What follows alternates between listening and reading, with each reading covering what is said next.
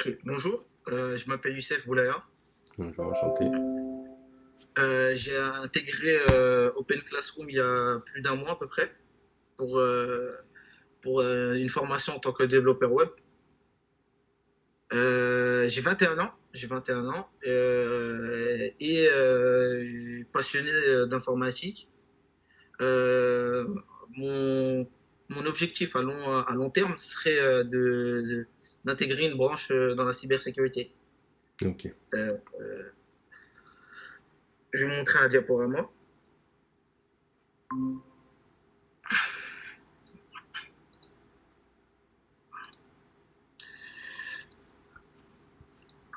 Mince.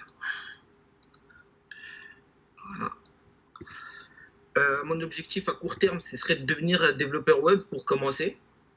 Ok. Euh, Développeur web, pourquoi développeur web? Parce que je pense que développeur web, c'est les débuts du front, du back, et on voit un peu tout, c'est les débuts d'un développeur, pour ensuite se spécialiser dans plusieurs branches.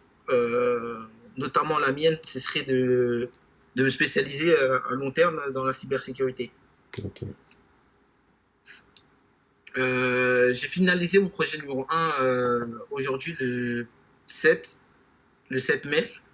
Je vais vous le montrer. Ok. Alors, les objectifs du premier projet seraient tout d'abord de montrer son agenda personnel au cours de la formation développeur web. Puis l'objectif numéro 2, ce serait de voir et de concevoir des outils de veille, notamment 4. On m'en a demandé 4 pour rester à l'actualité, pour voir si j'ai un problème en cours ou si j'ai besoin d'informations. Je pourrais utiliser ces outils pour sortir d'une problématique. Et on a la plateforme Workplace qui a été mise en place par Open Classroom pour interagir avec les élèves comme si c'était une école physique.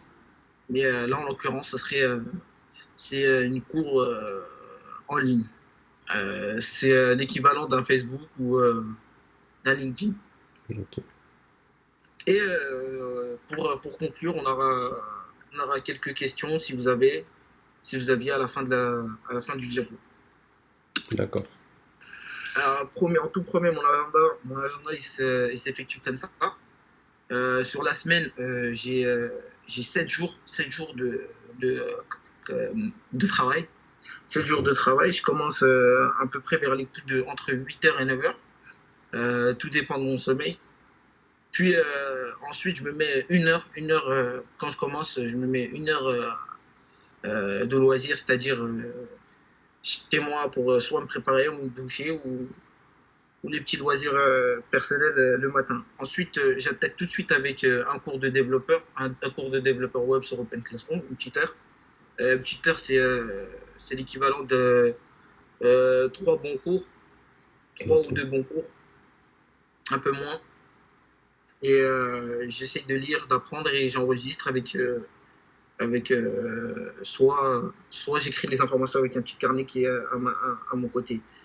Puis ensuite, j'enchaîne avec 4 heures de loisirs ou de veille. Tout dépend tout dépend de mon humeur. Ensuite, je reprends avec 2 heures de cours, développeur web. Je continue ce que j'avais commencé le matin. Et ensuite, le loisir, encore une fois. J'enchaîne avec 3 heures de loisirs, pardon. 3 heures de Ok. loisirs et de veille. Puis Ok. je finis avec 2 heures de cours, 2 heures de cours pour reprendre encore ce que j'avais laissé le matin et l'après-midi, pour enfin finir la journée. Alors, j'ai commencé à m'intéresser sur les projets et le nombre d'heures que je devrais effectuer. Pour le projet, avant la fin de, du financement, c'est dans 26 semaines quand j'ai commencé. Ok. C'est dans 26 semaines. C'est l'équivalent à peu près à 400 heures. Les cours sont l'équivalent de à peu près 400 heures en 26 semaines. Du coup, j'ai commencé sur 400 heures, j'ai découpé les projets comme ils m'ont dit. Par exemple, le projet numéro 1, 20 heures normalement, doit coûter 20 heures. Le 2, 90, le 3, 70, etc. etc. J'ai tout d'abord coupé en pourcentage des heures Ok. que je vais effectuer. J'ai trouvé que 20 c'était 5%, 90 c'était 22,5, etc. etc. J'ai fait de même avec les jours qui me restaient sur 26 semaines. J'ai découpé, j'ai regardé quel jour correspond à 5% pour le projet numéro 1. J'ai trouvé que je devais le finir normalement le 7 mai. Ce Ok. serait la dernière date avant c'est l'équivalent d'aujourd'hui pour le projet numéro 1. C'est le dernier jour que je peux me permettre pour rendre mon projet. Pour le 2, c'est le 15 juin. Le 3, c'est le 19 juillet. Le 4, c'est le 2 août. Le 5, le 10 septembre. Et etc. etc. Le 6, le Ok. 3, le octobre, et etc. Le 7 pour le 29. Et on peut voir que le 7, normalement, se finit le 29 octobre, alors que normalement, la formation, normalement, devrait se finir le 22. Ouais. Pourquoi ça? Je me suis laissé un petit peu près une bonne 5 jours de rab, au cas où je trouverais des difficultés où je devrais rajouter un jour en plus au cours de ma formation. Ok. Ensuite, on voit sur le tableau à droite, au-dessus à droite, ça c'est le nombre d'heures que je devrais effectuer, soit par projet, pardon. Comme je l'avais dit un peu plus tôt, c'est 5 heures par jour, 7 heures, 5 heures par jour, c'est 7 sur 7, 7 Ok. jours sur 7, 7 jours sur 7. exactement. Et j'avais calculé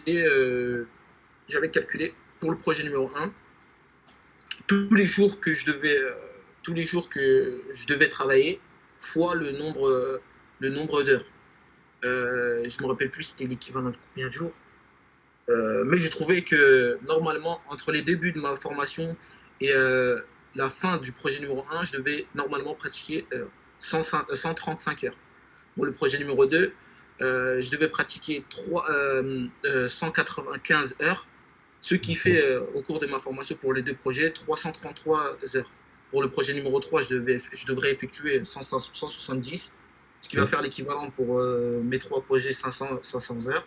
Pour le projet numéro 4, je devrais effectuer 70 heures pour me former, ce qui va faire sur les quatre projets 570 heures, etc. etc. Jusqu'à Ok. arriver, jusqu'à arriver normalement au projet numéro 7, si ça ne se finit pas après, normalement je devrais arriver à 1010 heures Ok. normalement pour préparer, pour conclure ma formation développeur web. Ok. Voilà pour mon agenda.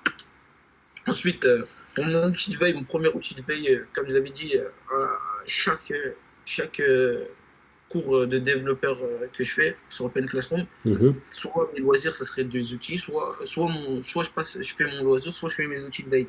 Alors mes outils de veille, je les utilise, ce sont ceux-ci. C'est un YouTuber, Graven je me rappelle plus quelle fonction il fait en réalité, mais c'est un YouTuber qui touche un peu à tout. Il peut faire des vidéos sur le HTML, le CSS, le Java ou le Python. On voit bien sur la photo de droite qu'il essaye de créer en 10 vidéos un jeu avec Python.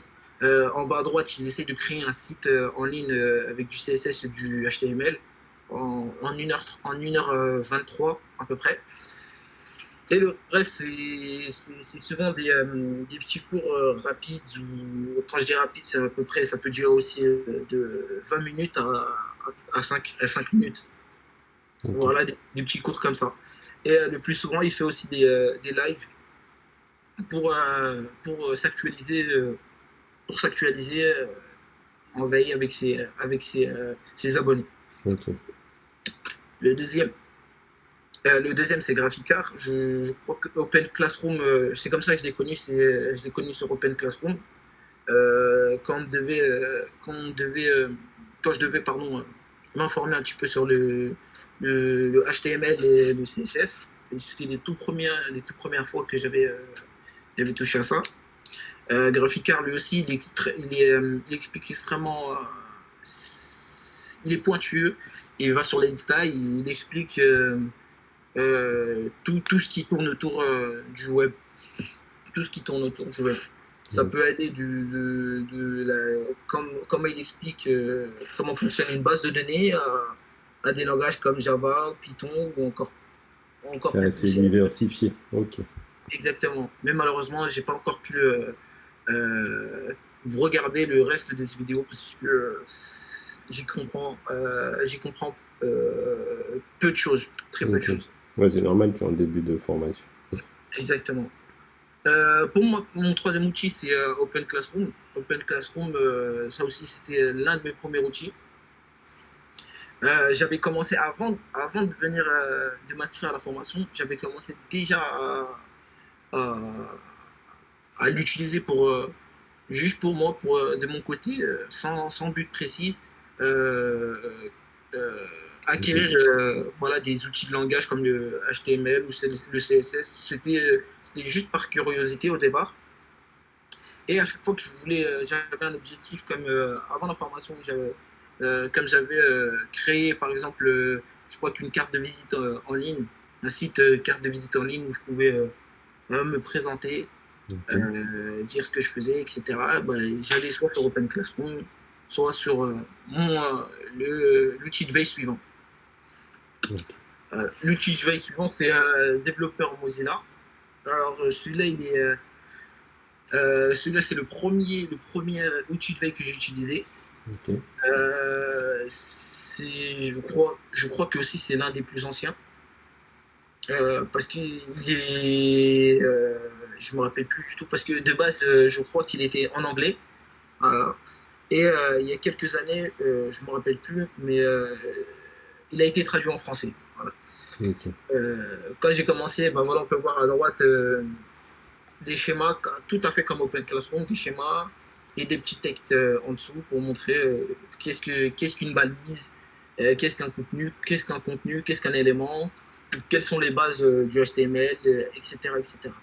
Ce qui est spécial dans cet outil de veille, dans ce site, c'est que en bas à droite, au milieu en bas, on peut voir que à chaque fin de chapitre ou à chaque fin d'explication, il nous montre euh, comment dire quels sont les explorateurs, voilà, les explorateurs compatibles avec telle valise ou tel langage ou telle couleur ou telle chose. Voilà, on peut voir en bas à droite que notamment cet outil n'est pas utilisable pour Chrome, et il est utilisable pour Firefox, mais pas pour Internet, etc., etc. On voit aussi sur le schéma le tableau ordinateur-téléphone à Mhm. droite, et ça montre la compatibilité. Et au lieu d'essayer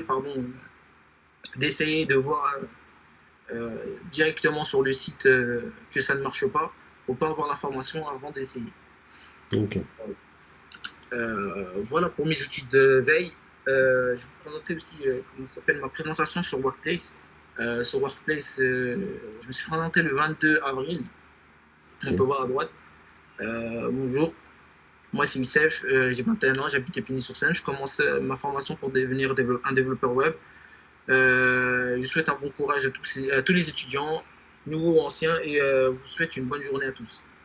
Voilà, on peut voir sur les commentaires bienvenue, on peut voir la bienvenue. Et notamment la bienvenue de Alexandre Leclerc, Mhm. qui me souhaite la bienvenue et qui me propose d'aller sur un Discord. Un Discord où ils échangent souvent leur expérience au sujet du développement, des Ok. développeurs web, pardon. Voilà pour ma présentation. C'est souvent comme ça. C'est souvent comme ça sur Workplace. Chaque Mhm. jour, il y a de nombreuses personnes qui se présentent et ça crée une communauté. Vu que tout le monde parle avec tout le monde, ça crée une communauté. On peut avoir la communauté, par exemple, développeur web d'un côté, développeur mobile, ou même des choses un peu plus poussées. Je ne me rappelle plus du tout du nom, mais des choses un peu plus poussées dans l'information, dans l'informatique, pardon. Mhm. Il y a des personnes qui ont déjà des masters ou des licences à l'intérieur. Là, c'est des échanges intéressants. Exactement, on peut Ce voir de sont. tout, de n'importe quel niveau, de l'expert au novice. Voilà. Ok, c'est bien compris. Pour conclure, voilà quels sont mes outils de veille, ma présentation, mes objectifs et comment j'ai intégré, comment, comment, comment, pardon, comment je fonctionne pour mon intégration à Open Classroom pour, euh, pour une formation en tant que développeur web. Ok, d'accord. Voilà, si vous avez des questions, je suis. C'est bon, en tout cas, c'est bien compris.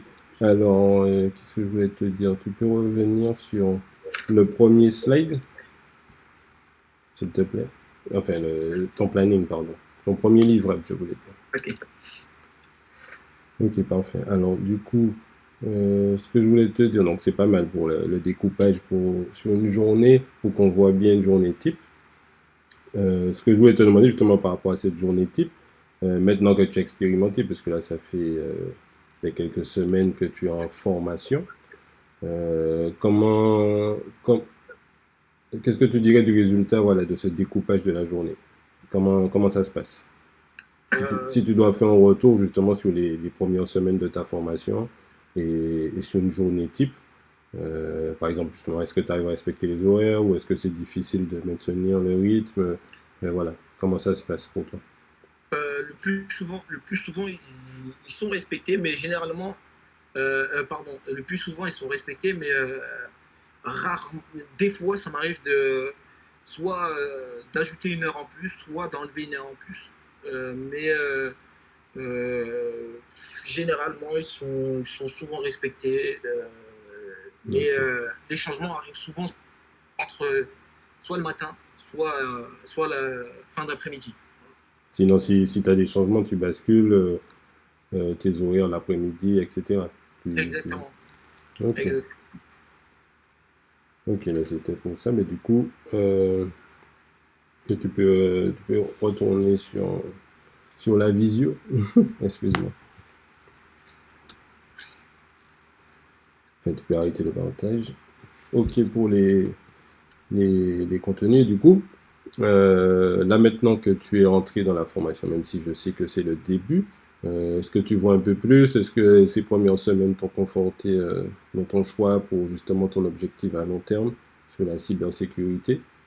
Enfin voilà, pareil que pour les semaines, un petit retour d'expérience. Est-ce que justement tu te sens dans la bonne direction? Là, pour l'instant, je sais que la cybersécurité, comme vous l'avez dit, c'est du bac. Et pour l'instant, je fais que du front. Du front, là, pour l'instant, j'en mange pas mal. Mhm. Mais oui, je me sens encore. Je sens que je suis encore sur la bonne voie. Ok. Donc voilà, tu sens que ton choix de formation pour le moment, c'est pas un mauvais choix, c'est plutôt un bon choix. Exactement. Ok. Euh, c'est bien c'est bien de savoir ça. Et, euh, et qu'est-ce que je voulais te dire? Du coup, la formation 7 jours sur 7, au final, j'ai oublié la question. J'aurais dû enchaîner sur la première. La formation 7 jours sur 7, tu m'as dit que tu arrives à respecter les horaires que tu t'es fixés, justement. Et pour le week-end, c'est pas trop dur d'enchaîner. Euh, non, en fait, rarement, parce que le week-end, avec les amis et tout ça, ils sont souvent aussi au travail. Du coup, mes loisirs, c'est souvent rester chez moi, rester chez moi, Tu arrives à gérer écrire ou lire un livre. Mais j'arrive tout le temps à trouver comment ça s'appelle, le créneau. comment un créneau, ouais, voilà, exactement. Tu as toujours à te mettre, à te repositionner pour bosser. Ben, c'est c'est tant mieux. On dirait que c'est plus une force de pouvoir de pouvoir se positionner pour bosser chaque jour. Donc c'est pas mal. Ok. Ok, alors du coup, sur ta formation, j'ai vu que pour les dates, bon là on va dire que on est à la date précise que tu avais fixée, donc ça tombe bien. Et pour les dates, comment tu te sens par rapport à ça? Donc là, c'est toujours pareil, hein, c'est le retour d'expérience sur les premières semaines de ton avancée, etc. Comment on n'avait pas encore eu déjà au début la formation, c'est-à-dire les étapes de la formation, comment tu te sens par rapport aux dates que tu as fixées? Parce que là, tu as fait, on va dire, c'est un calcul par rapport à tes horaires, par rapport au nombre d'heures que tu t'es fixé, etc. Mais au final, c'est un calcul. Comment tu te sens par rapport au résultat de ce calcul? Par rapport aux dates, comme pour la prochaine, qui est en juin, si je Euh, ne me trompe pas. ok.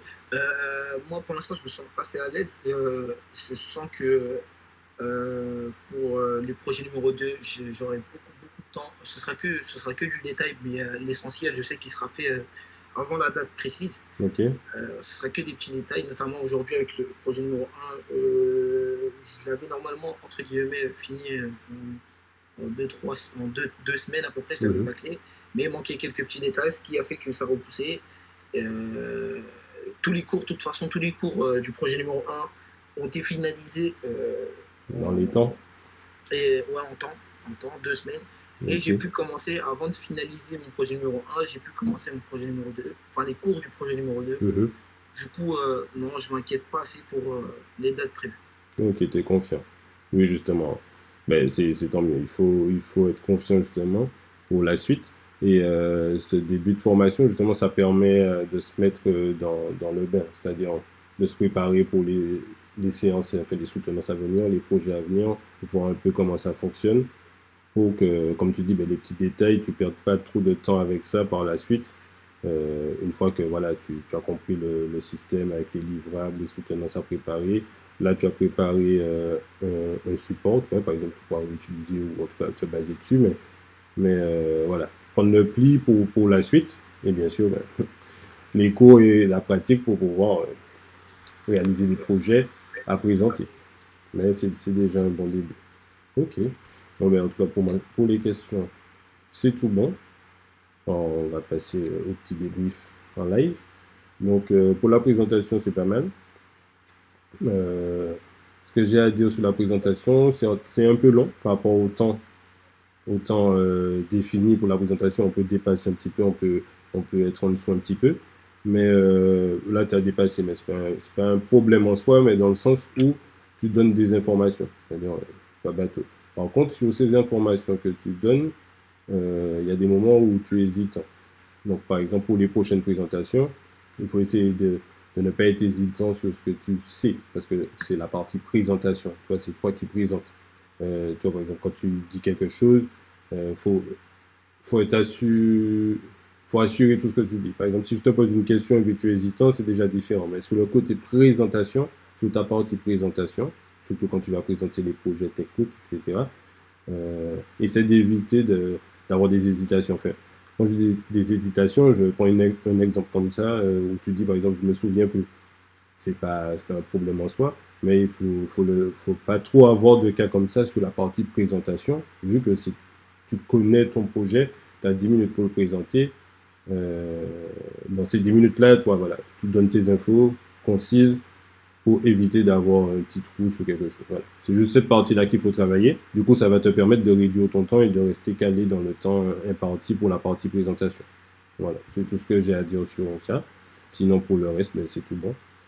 Et puis pour ce projet-là, ben, je peux te confirmer, c'est validé, je vais le valider, je vais faire le récap par la suite.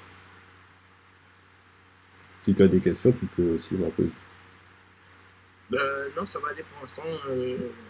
Pour l'instant, ça n'est pas. Merci.